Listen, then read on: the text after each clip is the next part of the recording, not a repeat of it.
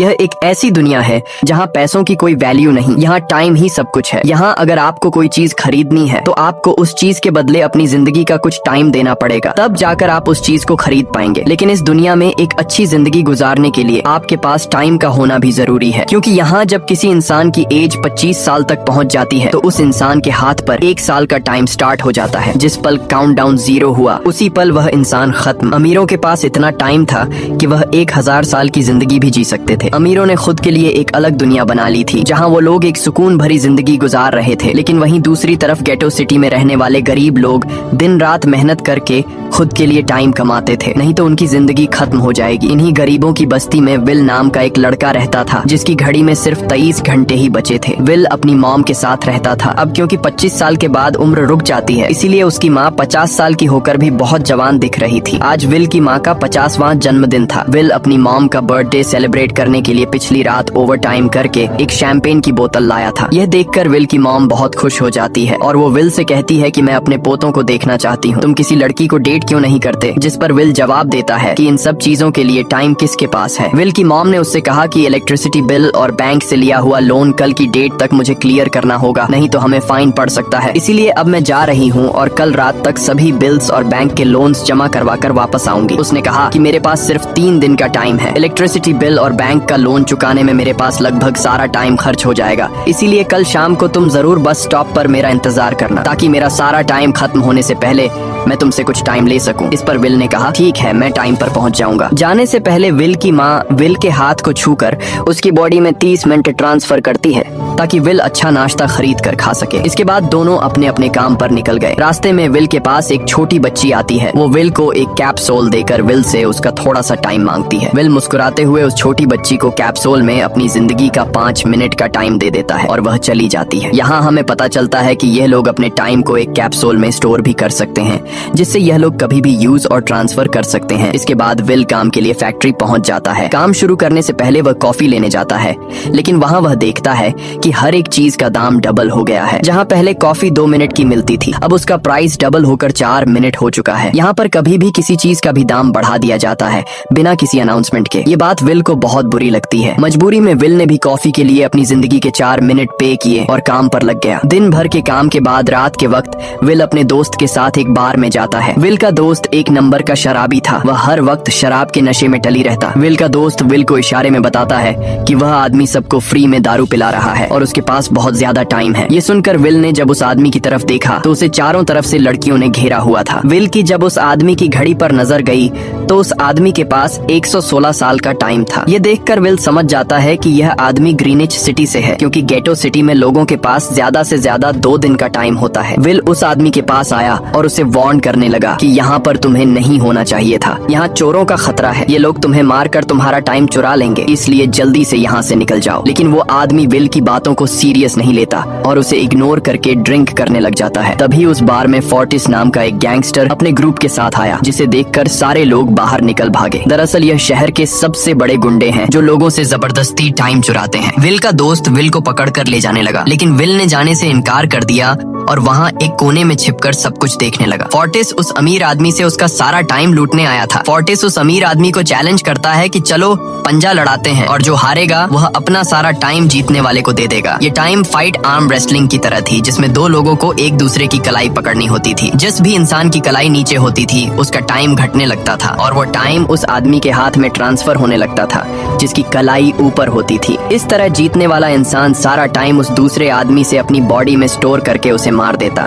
Fortis उस आदमी से कहता है क्या तुम इसके लिए तैयार हो? इस पर उस अमीर आदमी ने कहा कि मैंने बहुत ज्यादा ड्रिंक की हुई है, इसलिए मुझे कुछ टाइम चाहिए, उसके बाद मैं तुम्हारे चैलेंज के लिए तैयार हूँ। फोर्टिस कहता है कि ठीक है, ये तुम्हारी आखिरी ख्वाहिश है, जाओ मैं तुम्हें तैयार होने के लिए कुछ मिनट देता हूँ। फोर्टिस उसके साथ अपना एक आदमी भी भेज देता है ताकि यह भाग न सके। वो अमीर आदमी बाथरूम में आकर बहुत ज्यादा उल्टियाँ करने लग जाता है क्योंकि उसे काफी चढ़ गई थी। इसलिए अगर वो इस हालत में फोर्टिस से पंजा लड़ता तो इस अमीर आदमी का हारना कंफर्म था। तभी विल वहाँ पर आ जाता है। वो फोर्टिस के आदमी को मारकर उस अमीर आदमी को अपने साथ उस जगह से बाहर निकाल लेता है और उसे फोर्टिस से बचाकर एक सेफ जगह पे ले आया। विल ने उस अमीर आदमी से कहा कि मैंने तुमसे कहा भी कि तुम्हारी जान को खतरा है, तुम जानबूझकर अपना टाइम क्यों बर्बाद कर रहे हो। वो आदमी विल को अपना नाम हेनरी बताता है और वो विल से पूछता है कि तुम्हारी उम्र कितनी है। विल ने बताया 28 साल। हेनरी ने कहा मेरी उम्र 105 साल है और अब मैं जिंदगी से थक चुका हूँ। मैंने अपनी लाइफ में हर एक चीज का मजा लिया है और अब मुझे इस जिंदगी की जरूरत नहीं है, मैं जीना नहीं चाहता। ये सुनकर विल ने हैरानी से पूछा आखिर तुम कहना क्या चाहते हो। इस पर हेनरी ने कहा लगता है तुम अब तक हकीकत से अनजान हो। क्या तुमने कभी सोचा है कि इस दुनिया में अलग अलग टाइम जोन्स क्यों बनाए गए हैं?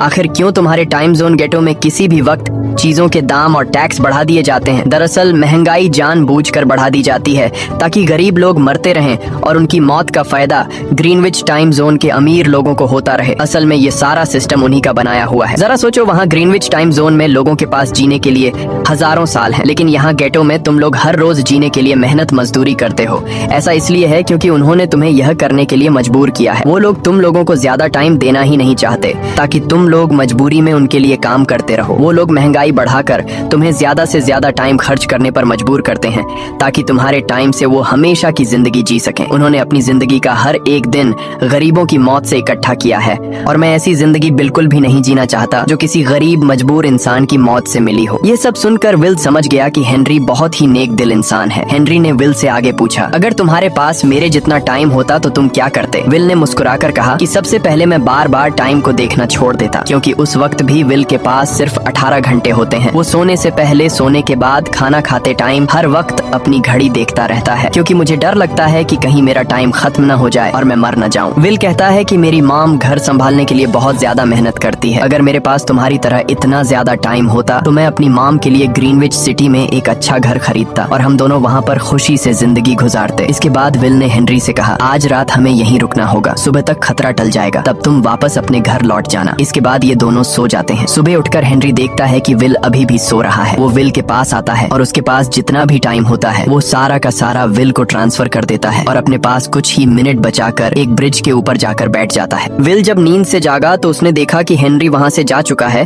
तभी हमेशा की तरह नींद से जागने के बाद विल ने अपनी घड़ी में नजर डाली। विल की घड़ी में 116 साल ऐड हो चुके थे। यह देखकर उसकी आंखें खुली की खुली रह गईं। उसे लगा कि वो अभी भी नींद में है और सपना देख रहा है। इसी दौरान विल की नजर विंडो पर पड़ी जिस पर लिखा था मेरा टाइम बर्बाद मत करना। वो समझ जाता है कि हेनरी ने मुझे अपना सारा समय दे दिया है। तभी विल ने हेनरी को दूर एक ब्रिज के किनारे पर बैठे देखा। विल जल्दी से हेनरी की तरफ भागा, लेकिन अब बहुत देर हो चुकी थी क्योंकि हेनरी के पास अब बस कुछ ही सेकंड्स बचे थे और थोड़ी देर बाद वो एक झटके से मरकर ब्रिज से नीचे पानी में गिर गया। विल को हेनरी की मौत का बहुत ज्यादा दुख होता है। अब विल के पास 116 साल की जिंदगी थी और वो समझ जाता है कि अगर मैं यहाँ पर रहा तो लोग समझेंगे कि हेनरी को इसी ने मारा है। विल जल्दी से अपने दोस्त के पास जाता है। विल का दोस्त विल के हाथ में इतना सारा टाइम देखकर शॉक रह जाता है, जिसके बाद विल ने अपने दोस्त को दोस्ती की खातिर 10 साल का टाइम दिया। ये देखकर विल का दोस्त उसका दिल से शुक्रिया अदा करता है। विल कहता है कि यहाँ रहना मेरे लिए अब ठीक नहीं, क्योंकि इतने ज्यादा टाइम को देखते हुए मेरा टाइम छीनने के लिए कोई भी मुझे मार सकता है। अब मैं अपनी माँ के लिए ग्रीनविच सिटी में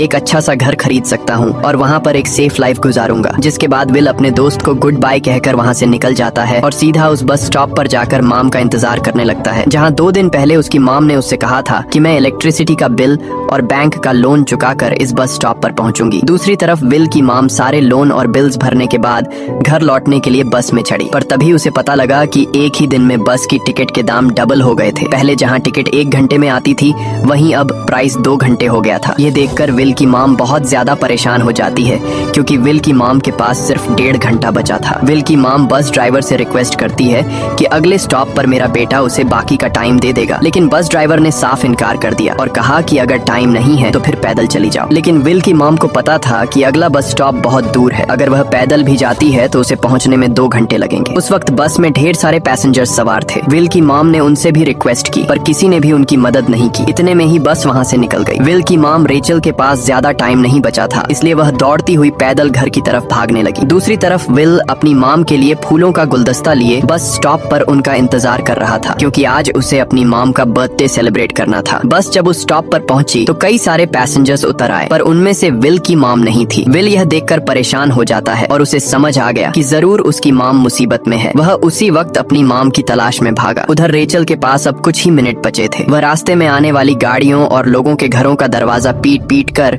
उनसे थोड़ा समय उधार मांग रही थी, लेकिन कोई भी उसकी मदद करने को तैयार नहीं था। इधर विल जब कुछ दूर गया तो उसे उसकी मॉम दौड़ती हुई नजर आ गई। अपनी मॉम को भागते हुए देख विल समझ गया कि उनके पास ज्यादा टाइम नहीं है। वह अपना हाथ आगे करके तेजी से उनकी तरफ दौड़ने लगा। उधर रेचल के पास अब सिर्फ 10 सेकंड्स ही रह गए थे। वह भी पूरी तेजी से विल की ओर भाग रही थी, लेकिन जैसे ही रेचल अपने बेटे विल के पास पहुंची, उसका टाइम खत्म हो जाता है और वह मर जाती है। यह देखकर विल को बहुत दुख होता है, क्योंकि उसने अपनी मॉम के लिए क्या कुछ नहीं सोचा था। वह चीख चीख कर रोने लगा। अगली सुबह तक हेनरी की डेड बॉडी टाइम कीपर्स को मिल चुकी थी। ये टाइम कीपर्स वहाँ पर इन्वेस्टिगेशन करते हैं। आज की दुनिया में टाइम कीपर्स होते थे जो पुलिस की तरह थे। इन टाइम कीपर्स का काम भी क्राइम को रोकना होता है। टाइम कीपर्स के ऑफिसर रेमंड ने उस जगह में अच्छी तरह से जांच की, लेकिन उसे कोई भी क्लू नहीं मिला। तभी रेमंड की नजर उस ब्रिज के पास लगे सीसीटीवी कैमरा की तरफ गई। वह सीसीटीवी फुटेज चेक करने सीसीटीवी रूम के लिए निकल पड़ा। दूसरी तरफ विल समझ चुका था कि उसकी मॉम की मौत के लिए ग्रीनिच में